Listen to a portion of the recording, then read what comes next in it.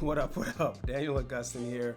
Instant reaction from the Ohio State-Oregon game. The Rose Bowl. Granddaddy of them all. Wow. Wow. It's a tough out for Oregon because undefeated. You won all your games throughout the season, and you beat Ohio State already. Problem is, when you beat Ohio State, it was a shootout. It was their first time seeing what y'all had to bring to the table. And you mess around and meet somebody a second time, it's really difficult to make that happen again. As for Ohio State, golly. Oh my gosh. Sometimes, bro, you gotta get whooped to find out who you are. Ohio State needed that loss to Michigan, dog. They needed that because they needed a gut check. They needed something to snap them into this headspace of it's now or never. And I don't think just going to the playoffs does that for you, especially if you go to the playoffs and you get the bye, you win the Big Ten title, and then you feeling yourself because you got your get back then. Everything happens in perfect timing. Ohio State is there a stock that's rising higher than Ohio State? Cannot be. I mean, even before this game, there was a ton of people picking Ohio State anyways, for the simple fact that they just had that huge win against Tennessee. There's always just this recency bias, so you're gonna think that, look how good they were. You think they're gonna do it again, and a lot of teams tend to not do it again. Ohio State was not messing around. They are finally using their talents to their talents' full-on ability. When I did my tape on Ohio State and Michigan, one of the main things I talked about was the fact that you got two talents like Jeremiah Smith and Egbuka. Why you not trying to do no kind of route combination with the both of them? Because you know they are watching Jeremiah. If you mess around and get Jeremiah going early, they can't watch everybody else. They can't do that at the same time that they got to keep their eyes on Henderson and Judkins, and then you got Egbuka, and then you got Tate. They can't do that. Ohio State got 5 threats on the offensive side. If they're going to keep playing like this, listen, there is not a better team in college football than Ohio State. If they're going to play like this. Now, we've seen them play both ways. And I love the fact that they're getting ready to play Texas, because Texas needs a real test besides Georgia. I want to see if Texas is going to win this game, or if we're just going to be done with Texas, because it's about that time. It's about that time to find out who the hell they really are. We done seen Texas get beat by Georgia, and Georgia alone. So everybody's like, Texas still got something that they're just going to bring out of somewhere. It's about time to find out. I think there is no better game now.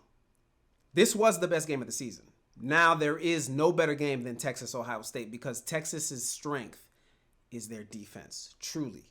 Wholeheartedly, that is their strength, especially when we talking about their secondary. You got the Thorpe Award winner getting ready to go up against Jeremiah Smith. I need him following Jeremiah the whole game. Don't put nobody else on Jeremiah Smith but Jade. I don't want to see nobody else. That is clearly going to be the highlight of the quarterfinals. I'm so excited. It is insane. I didn't care who won this game, to be real with you. I really just wanted Oregon to come back and make it a game. I thought Oregon was ridiculous for punting the ball. As soon as y'all came out from the second half, I would have told the team in the locker room, we not punting the ball no more. So get ready. It's 4-down territory every time we touch the ball. Every time. They punting the ball. They had an opportunity to genuinely make this a game, but they were punting the ball as if this was still a game. It was no longer a game. After the first quarter, this was over. After the second quarter, it had been done. It was embarrassing at that point. So you can't come into this game, into the second half, after you told your team we can make this a game, but you still playing conservative. The conservatism has to go. Is that a word, conservatism? That has to go. You cannot continue on that way if you genuinely want to come back in this game. You got to be desperate. And it's got to be clearly obvious that you're desperate. You can't be out here picking and choosing when you're going to be desperate. You can't do that. You got to play full on, full throttle the whole rest of the game. Everything you got, the whole playbook, it's got to go out right here. It's one thing that Ohio State is doing now that I feel like the Kansas City Chiefs have been doing in the NFL. I genuinely feel like the reason why the Kansas City Chiefs have been in all these close games is because they've been toying with everybody. And I feel like they have been using a small amount of the playbook, just a portion. I feel like they have been trying to see, can we win with this much of the playbook? Because come playoff time, come Super Bowl, they're going to open up the entire playbook. I feel like the Detroit Lions have already given everything they got. Somebody finna clip the Lions. I hope I'm wrong, because I would love to see Detroit versus Baltimore. That's really what I want to see. I hope I'm wrong, but they have given everything that they got. Every bit of tape is already out there on the Detroit Lions. All the while, you got the Kansas City Chiefs. Yeah, you got a couple plays here and there where they messing around because they got such good chemistry with each other that they can have fun on the field, especially if you're using a limited playbook. But I feel like that's what Ohio State has been doing. I feel like Ohio State has been winning this way, win this way, we'll win this way, we'll win this way.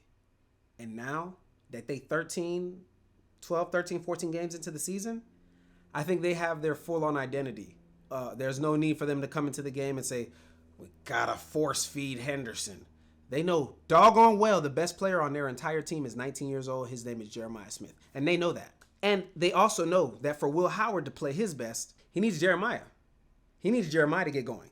And for Egbuka to play his best, he needs Jeremiah to get going. Because once Jeremiah get going, now you got the DBs, they on their heels. They trying to make sure he don't get behind them. So now since they got two guys playing over him, now you got only one guy playing over Egbuka. And if Buddy step up, he mess around and step up on that line of scrimmage. That one pass Will Howard made in this game, it was a good pass, but the DB had his hand on it.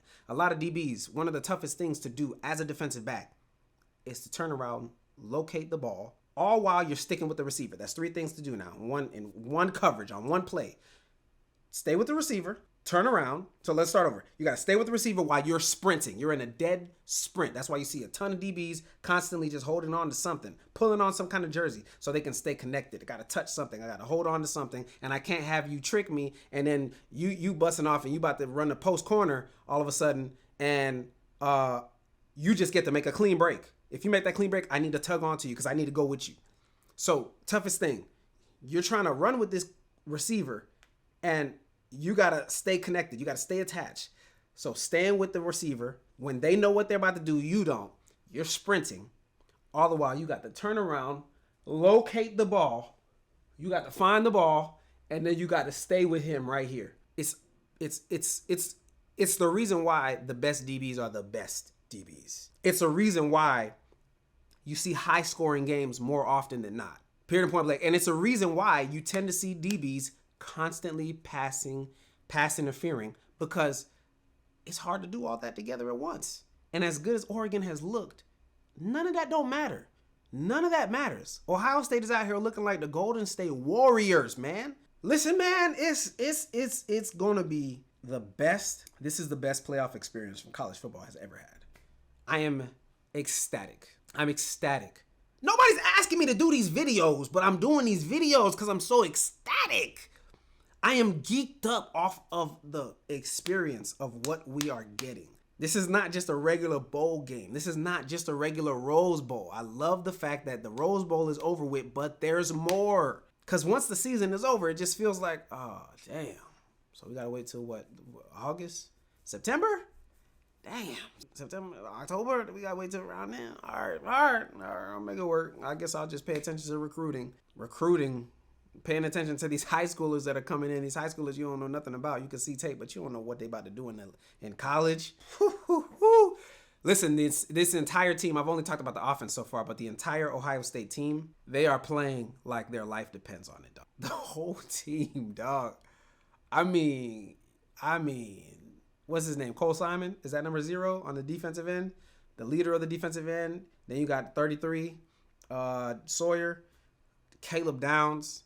The DBs, the corners actually look good today. They look good today. I'm going to say this. Shout out to Oregon, man. Shout out to Oregon, because you know what? You did win the Big Ten title. That is very important. Very important for the lore of the school. Very important for the recruiting message that you can share with others, that you were, in fact, the best Big Ten team all season. I don't know how you're going to pitch what happened in the playoffs, because what just happened just now was a massacre. I mean, Ohio State just beat Oregon, the number 1 team in the country, worse than any of the other teams that got blown out in the first round of the playoffs got beat. That's just keeping it a buck. No other team got beat like that. None of them. None. Not nobody.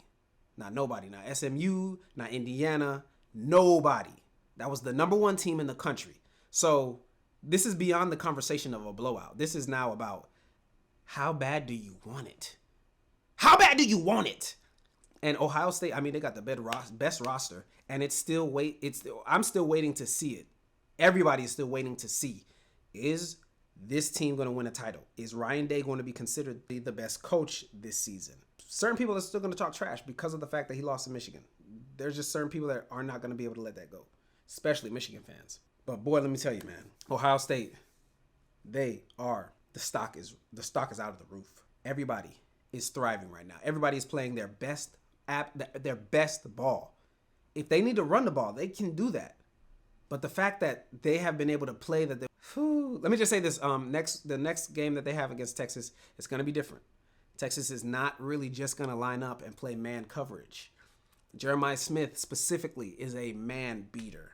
So I do think that game will be a much lower score, because the fact that Texas is going to play more zone, and the fact that Texas D-line is a lot more aggressive, destructive, and just going to be able to make their presence felt than what Oregon is and ever was, that is going to matter.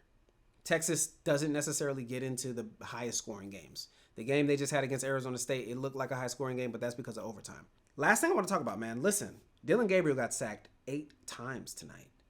7 to 8 times. I don't have any of the stats in front of me. I'm not doing any stats right now. This is live reaction. I didn't take any notes. I just had to talk from the cuff. I'm so geeked up, all I could do was watch. I shot out a couple tweets, but still, it just ends up being distracting. He got sacked 8 times tonight. You know how many times Will Howard got sacked? A big old Buckeye. How you gonna win? How you gonna win when they stopping you possession after possession, but you not doing nothing to stop them? I really would have loved to have seen Dan Lanning just sell out completely. No more punting. Anything we need to do to make this a closer game so we can be close, so we can have an opportunity to see if we can get the Buckeyes to panic. But one thing that the Buckeyes did in this game, I hope they follow this model moving forward. I hope they never fall off this approach. The moment Oregon started to get some momentum, they started going right back to Jeremiah Smith. Oregon scored when they came out in the half. I don't know why. They didn't go for 2, but they didn't. Oregon scored. Ohio State came out. Oregon stopped them, got a 3 and out. I'm talking about the whole stadium is looking like, holy shit, is this about to happen? Are we really about to get a whole 20 to 30 point comeback? Oregon doesn't score. Ohio State gets the ball back, and they didn't mess around at all. They went right to Jeremiah Smith immediately. Listen, that was amazing. That was really good football from both parties. Even though Oregon got that ass whooped, it was good football. Because sometimes you got to get that ass whooped. It's unfortunate of the timing of when you get that ass whooped, but it's going to happen. Y'all 13-0. And ultimately, y'all just been able to trade shots and go back and forth with everybody. But Ohio State is hitting their stride. They're getting better. They're one of the few teams that are getting better. They're one of the few teams that have withstood their injuries and still been able to get better. They're missing 2 of their most important offensive linemen right now, and they are getting better. They're missing 2 of their most important offensive linemen right now, and Will Howard did not get sacked once. This team is literally hitting their stride at the perfect time, the most perfect time. Okay? I cannot wait for Texas and Ohio State. I cannot wait. It's going to be insane. I absolutely believe Texas will lose that game. I don't think they stand a chance. Quinn Ewers, he's too fluffy.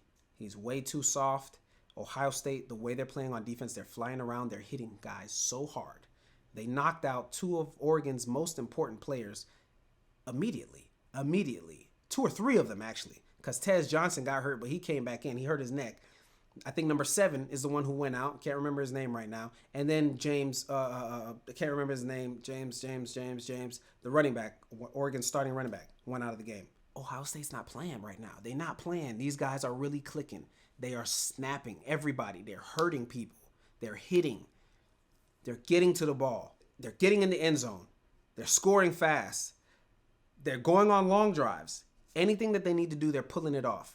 I haven't even mentioned Caleb Downs and the way he's dominating from the safety position. The fact that Oregon really was not able to take anything off the top. They had one important pass play today, but it's too little too late. It's too little too late.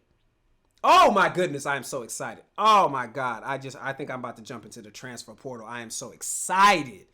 Listen, I'm a wrap right here. If y'all got to this part of the video, I really appreciate you. Would appreciate it even more if you mess around and decided to subscribe. Shout out to the Oregon Ducks, yes, but most importantly, shout out to Ohio State. My heart is absolutely, though, with the Georgia Bulldogs and the Notre Dame Fighting Irish. I hope everybody is safe after what happened in New Orleans. I'm looking forward to that game tomorrow, so I'll be back tomorrow with a live reaction, instant reaction. Oh my God, I'm so excited. I don't know what to do with myself. I think I'm gonna mess around and go play NCAA 2005 till 2025 tonight. Just to get into the game. I just want to lock somebody down. I just want to. Hey man, I'm out of here, man. I'm looking forward to seeing y'all tomorrow night. Peace.